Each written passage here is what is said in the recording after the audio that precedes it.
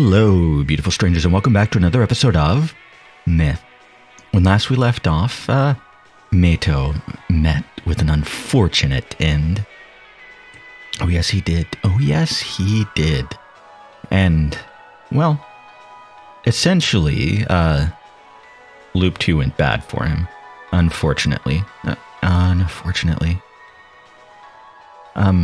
yeah, sorry, I just very slightly adjusted my microphone. Hopefully that wasn't loud.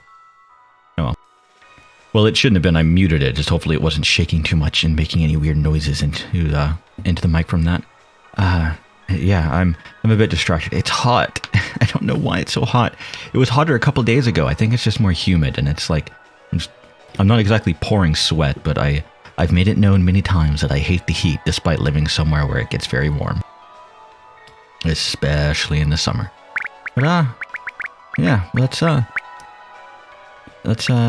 let's get into the story, shall we? Gallery, music, bonus scenario, whatever. But we only have one option. Well, three options. 2 episodes, really. But let's try episode 2 again, because it did say something about a different loop, and it wasn't the first one. So let's do that. We'll skip the scenes we've seen before. It was a hallucination. This is in relation to this is the prologue. Okay. You can, if you're curious about that, you can go back. It's nothing too important. That noise is annoying. And yeah, it was real. And well, we'll see the differences. You're gonna skip some scenes. Yes. Stop by somewhere again.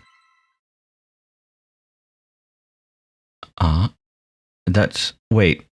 What? Yeah, we're gonna skip sign. Tokyo Bar Association, first hall, December 16th, 2016, PM, 21:31:31. Yeah. I don't know why.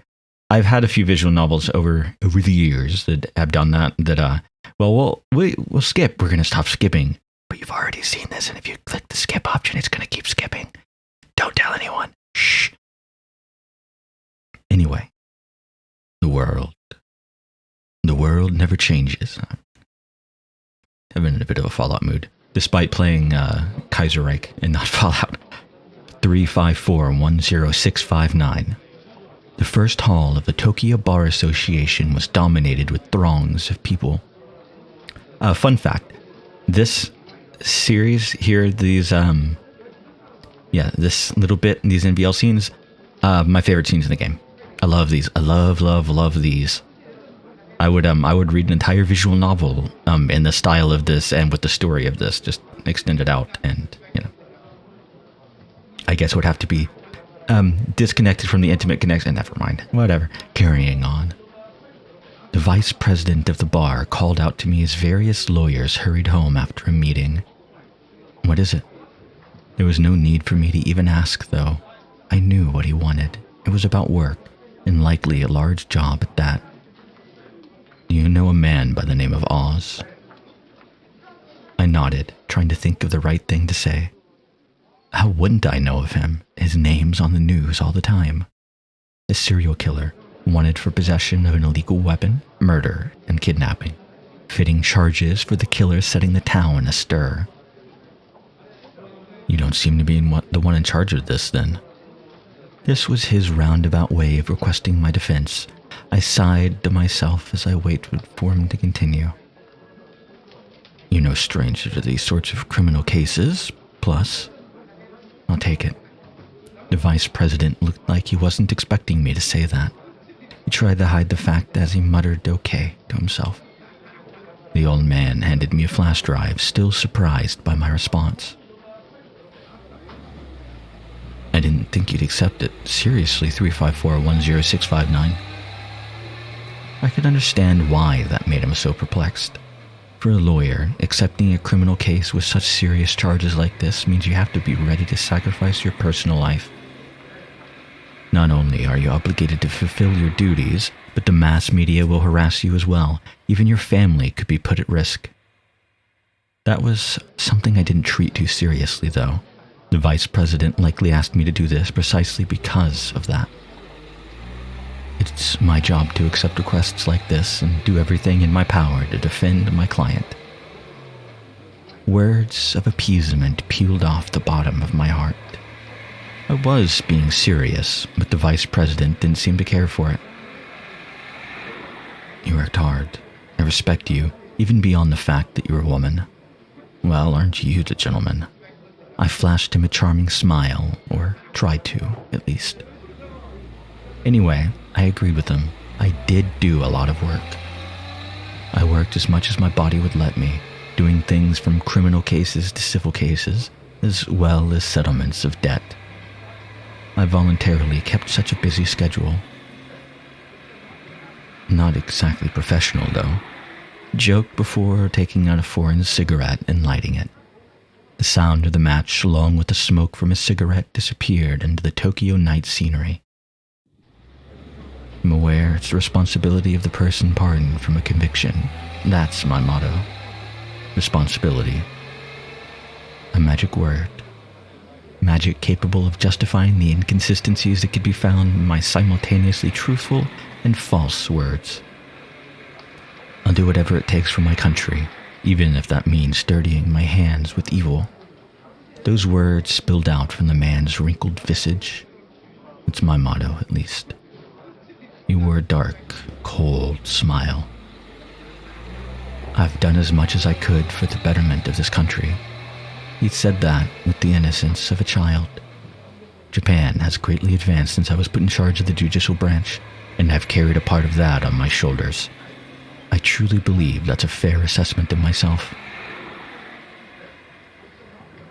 It's contradictory. I shifted my gaze towards the street. The taillights of the cars seemed to glow like insects as they drove past. Contradictory, huh? That makes me uneasy. The vice president lit his second cigarette. Fucking dude's chain smoking. The Christmas tree began to light up from the center of the city outward. They reminded me of the vice president's cigarettes. I know smoking culture in a couple of different places is odd. Japan is one of the ones that I've seen, just like people talking about how odd it can be. And not even just because, that's odd. It's like, that's just kind of what people do, and they mention it offhandedly. Chain smoking. Just people chain smoking because they don't smoke like on the job or whatever. So they smoke at certain times of the day, and they just basically, they smoke like, say, I'm just pulling a number out of my ass, like 3 times a day. But they smoke like a third of the cigarettes they smoke in the day in that period. So they're, smoking, just chain smoking for like 10, 15 minutes, and then go back to nothing. At least that's sort of what I understand, sort of what I've gathered from watching stuff, listening to stuff, reading just anecdotes from people. It's odd. I've always found chain smoking to be kind of an odd habit. I mean, it's an American that I know chain smoking because I read at least about half of his biography recently-ish, and Robert Oppenheimer would chain smoke while he lectured. So, But that was also in the 40s, 30s, 40s, 20s, 30s, 40s. I think he started teaching in the 30s. I don't remember. It doesn't matter. I'm distracted. The way they so fluidly lit up one after another, that is. A necessary evil, no. He looked at me as though clinging to me. The man's eyes had a particular depth to them after having supported the country for so long. It was like he was implicitly seeking my conviction. But what's with the text? That's odd. That's for someone above even objectivity to decide. The vice president's eyes began to dart about. I told him I was going to take my leave as I clicked my tongue. I heard him say, "I know that," as I left. His words, though, seemed sorrowful in a way.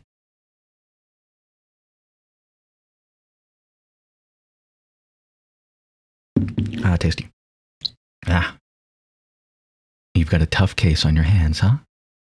A deep voice rang out the moment I opened my car door. Criminal cases are nothing for you, it seems. I'd love to hear how you're able to keep your cool while so readily accepting them. You heard, Rei Senpai? 3874958, chief of Tokyo's 8th Attorney Offices, watched my actions with a sharp eye. Nah, the president asked me to, or the vice president asked me to. I was just curious about who would be in charge of defending a criminal like that. Senpai said on my Mark X as he said that. It's not the kind of job you can just give to anyone. There's plenty of evidence against the defendant, too. It's not going to be an easy task. I could tell he was joking around from the tone of his voice. He was always like that. He always had to go against my words and state his own opinion. Like some kind of child who just had to be right. A suspect is just a suspect until a definitive conclusion is reached. That's what I think, at least. I replied to his attack. Based on what the media has reported, he seems pretty guilty, though. We won't know the truth until the verdict is reached. Just try to get his charges lightened. I can't do that. You're really inefficient, you know that? It's just a difference in how we think. Right. Rei Senpai's method was always to go with the more reliable defense. That, however, was only born from the fact that he didn't want to take the tough cases. It was merely contrived perfection. Not that there was anything wrong with that. It just didn't match up with my way of doing things. That's good, though. It means lawyers will like you help me out just by being around. He muttered that while snickering. I didn't see any reason to respond, so I just got into my Mark X. I returned home, gazing at the Tokyo Tower in the night sky. As the scenery changed, it made me realize that it never really did. The sky tree blended in with the scenery, but the red Tokyo Tower always seemed to stand out on its own. There was something about it that I was really fond of. I popped a pill into my mouth. YPZ2. It stimulates one's serotonin production and helps with manic depression. It's an antidepressant. Tokyo Tower always brings to mind where I grew up and makes me remember my past. Memories of my time at school that I want to disappear. The reason why I became so dependent on drugs was because of that. It might just be a mood stabilizer, but it's still a type of narcotic drug. I used to think that, at least. It looks more like a powder than a pill to me, but whatever. Nowadays, I can't live without it. By the time I gulped down my bottle of water, the throbbing in my head began to fade away. The buildings passed by as I drove, high-rise buildings, a product of the future. People always seek convenience and have implemented such conveniences over and over again throughout history. Worldwide networks, brain analysis, privacy control coupled with the protection of personal information. That is the hopeful future we desired. I had dreamed of such things. A country of dreams filled with hope. And now, that country actually exists. Living in that reality, though, makes me think that back when I was a kid, could I have ever imagined this? The answer is, I don't know. I forgot about that stuff in the past, and I have no reason to remember all of that.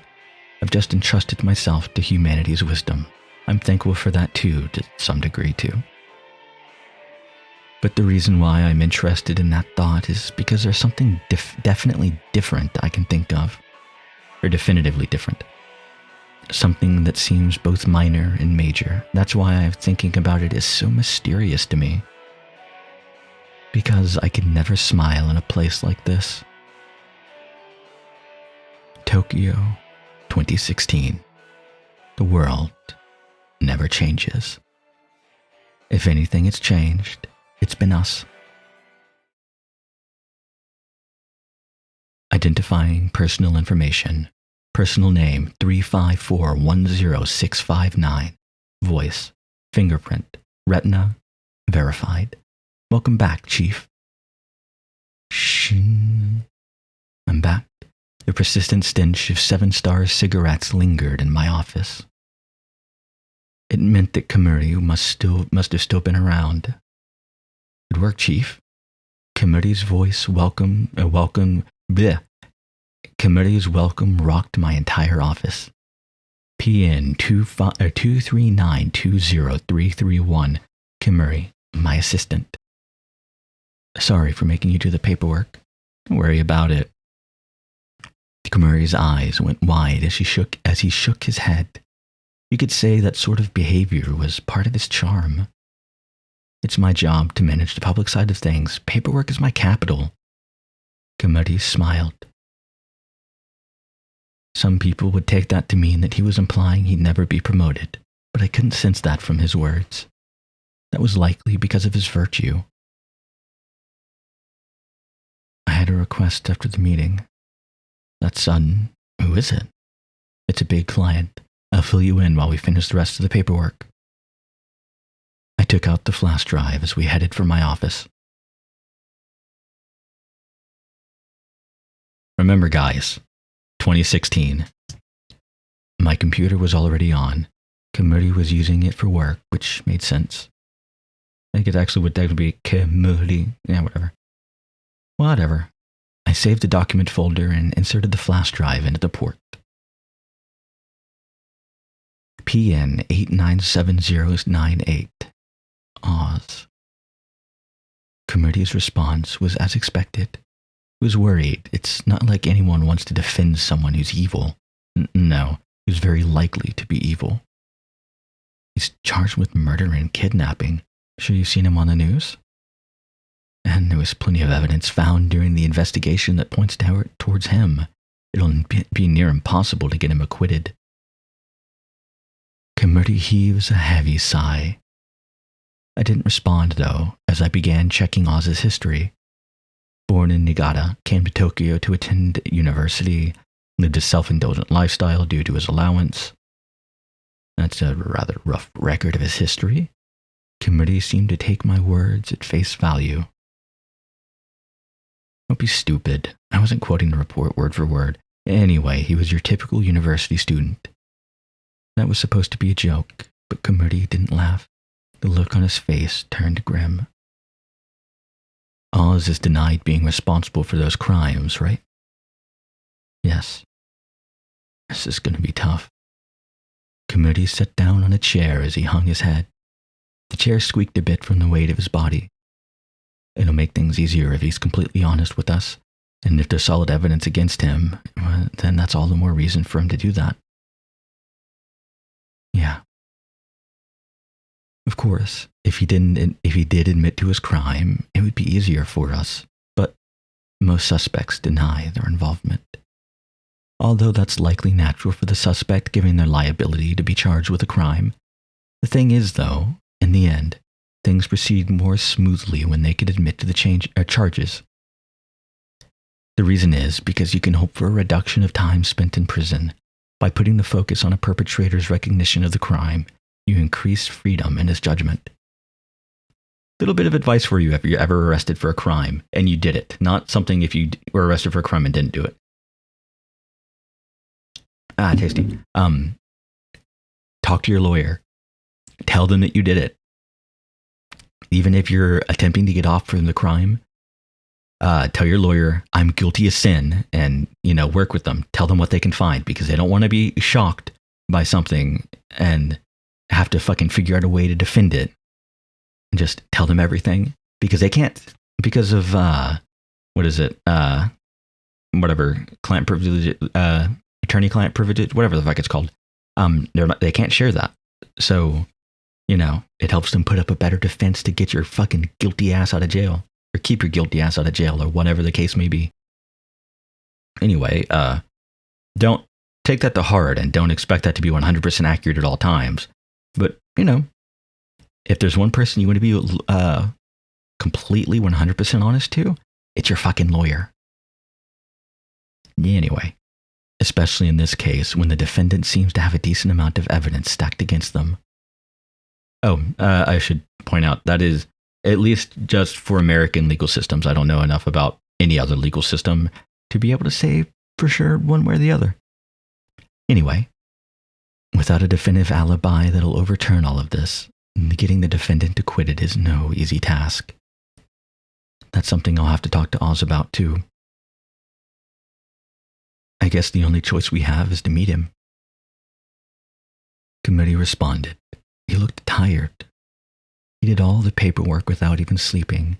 I should send him home already. I've already contacted the police. We have a meeting with them tomorrow. All right. Looks like this will be another cheap job, too. Committee glared at the paperwork as he muttered that. It's typical that the accused isn't capable of paying much for their defense. The fact that there isn't much demand for lawyers is just natural. The Japan Federation of Bar Associations will help us out. They'll at least cover about a month's worth of food expenses for us. Committee laughed at my joke with a carefree smile on his face. Committee, you can head home now. You sure? He looked over at the paperwork again. There was still some left, but it was nothing I couldn't do on my own. It's perfect for thinking. He said it. Committee laughed as he grabbed his suit laying on the floor. Then I'll be leaving. All right. Good night. Silence dominated the surroundings after the heavy sound of the door shutting faded away. I closed the blinds all the way after placing a glass bottle filled with ice and a bottle of whiskey on my desk. Man, I wish I liked whiskey.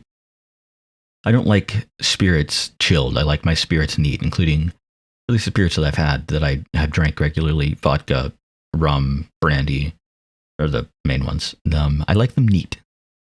You know, room temp and all that. The moonlight spilled through the blinds in a latticework pattern. I continued to glare at my computer screen. Being given this job was fine. I wanted to do everything I could to defend my client, even if he actually was the criminal in question. There was just something about this case that bothered me, though. I restored my PC from standby mode. Then I poured the rye whiskey into the glass as I waited for the dated version of Windows my PC was running to boot up. Again, 2016, by the way. I sipped on my glass as I accessed the search engine. The news column of the site was still reporting on Oz's case even 12 days after his arrest. I have no trouble finding information like that. I followed a random link and read over the case again. Mainichi? Yeah, I think that's it. Mainichi. Yeah, sure. Mainichi newspaper, updated on December 10th. Is just one person behind the serial killings in Kanto's 3rd prefecture. An elementary school student living in Saitama, 120786, age 12, went missing at the beginning of November. There have been no developments in the search for 120786 since it began. As such, the situation looks grim.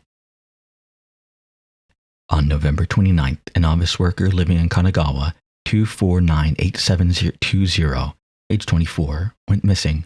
A search request was issued by his wife. A week later, on December 5th, 2498720's body was found in Setagaya Tama's River. The police declared the cause of death to be drowning. On December 7th, a housewife, 2322208, age 23, from Chiba Prefecture went missing. Her husband sent out a search request to the police. The body still hasn't been found, and the local police are still investigating. The police believe that these 3 incidents within the past month are all somehow connected. Details concerning this connection have not been announced, and are proceeding with their investigation accordingly. A specialist in this field has also indicated that this could be a potential security breach, Article 200 in the Constitution, Personal Information Protection Law. Tokai newspaper, updated December 14th. Declaration of criminal activity by the culprit. Local police seek information concerning recent serial disappearances. At noon, November 28th, the chief of the Metropolitan Police Department, 3909876, publicly announced that information concerning the 3 disappearances have been leaked in an email sent to our offices at a press conference. The sender is a person who calls himself Oz. The Metropolitan Police believe this person is connected with these incidents, despite the person in question not alluding to partaking in these crimes. Japan's cyber police have attempted to identify the sender's IP address as a means to more accurately pinpoint where the email was sent from. However, the sender seems to have used a complex program that's obfuscated such information, making their attempts at pinpointing the sender's location extremely difficult. The email sent to the Metropolitan Police was written as followed, an excerpt. Foolish human, bear witness to these crimes. The 3 victims have been hidden. The girl is deep underground. The man is deep underwater. The woman is in the harbor, dismembered. The Metropolitan Police discovered 120786's age 12 body in the Hashijo Mountains in Tokyo. At roughly the same time, a separate force discovered the body, a part of 232208's age 22 or age 23 body in the Tokyo Bay. The Metropolitan Police concluded that the email sent by Oz was a declaration of criminal activity for pleasure and vowed to arrest the sender no matter what. Maitsuki newspaper updated on December 15th. The man thought to be Oz has been captured. Serial disappearance incidents. The Metropolitan Police have arrested a man they believe to be Oz on suspicion of him being the culprit behind the serial disappearances. Oz, PN 3984032, is a 23-year-old part-timer living in Tokyo's Suginami ward. 3984032 has denied involvement with the crime, but the police believe there's a very high possibility that he is directly involved. Japan's cyber police also analyzed the man's PN and soon realized that the PN was a forged number. The JCP, Jerry Crockett promote? Never mind. Jim Crockett promotion? Yeah, not Jerry. No, that would Jerry Crockett was. Never mind. The JCP will be proceeding with their investigation of the man's real PN by analyzing his retina, ascertaining the location where he obtained a forged PN, and checking his voice prints. His fingerprints were whittled off. Upon analysis of his voice print, it was determined that his real PN is 897098. In addition, the weapon believed to be used in the murders was discovered in Oz's room. The Metropolitan Police used that as evidence to arrest him. That's the gist of the situation, at least. The crimes were committed in Saitama, Kanagawa, and Chiba, all of which neighbor Tokyo. The email Oz sent to the police was clearly written by someone who had intimate knowledge of these incidents. Looking at it another way, you could say that the culprit held no grudge against the victims, which means that the murders were indiscriminate. I held doubts about that, though. If the murders were so indiscriminate, then why wouldn't Oz have just carried them out in Tokyo? It seemed like he went on his way to commit such crimes in other prefectures. Was there some particular reason why he would do that? Was he afraid his identity would be revealed? No. He's the type of sly guy who would send an email directly to the police, all the while slipping through their security network. He also possesses very advanced programming skills, given his ability to do that. In that case, it indicates that he'd have an easy time putting up a smokescreen of sorts to protect himself. Despite that, though, he was quickly captured in his home. Foolish humans bear witness to these crimes. 3 victims have been hidden. Those words could definitely be taken as a motive. Also, make sure when you read that, make sure you twirl your mustache appropriately. And if you don't have a mustache, just twirl where the mustache would be. Foolish humans bear witness. Hidden. It'd probably be quicker to just ask Oz directly about this. I must have been spacing out for a bit because my documents were beginning to blot due to my fingers' wetness with the glass's moisture.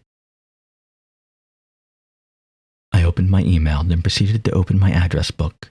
I clicked on the address, Edogawa. Edogawa is a murder mystery geek who's thoroughly obsessed with Ranpo Edogawa. I don't remember his real name. who was a classmate of mine back in college and is now the chief of the Metropolitan Police's Second Investigation Department. It's bugged me to ask for his help, but I decided to do so anyway as I began to write an email. I'm defending Oz. Contact me when you can. I quickly typed that up and sent it off before shutting down my computer. I leaned back on my chair and a drop of water from the glass I was holding dripped onto my face.